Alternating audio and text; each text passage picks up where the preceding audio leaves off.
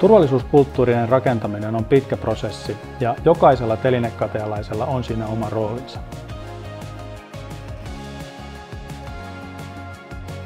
Työturvallisuus on huomioitu telinekatealla kaikilla tasoilla. Se on yksi meidän arvoistamme, se on osa meidän strategiaamme, se on meidän missiomme turvallisuutta ja tuottavuutta työmaalle. Ja se on tavoitteita, jotta jokainen telinekatealainen pääsee päivän päätteeksi turvallisesti kotiin.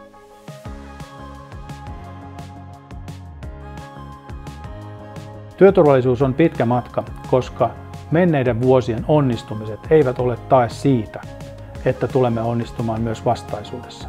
Meidän pitää tehdä töitä joka päivä sen eteen, että jokainen telinekatealainen pääsee turvallisesti kotiin päivänsä päätteeksi.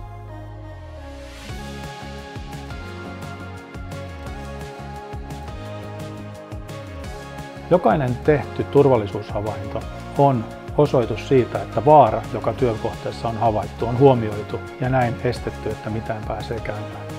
Lisäksi turvallisuushavaintoja hyödynnetään telinekateajan toiminnan kehittämisessä ja siinä, minkälaisia työmenetelmiä me käytämme tulevaisuudessa.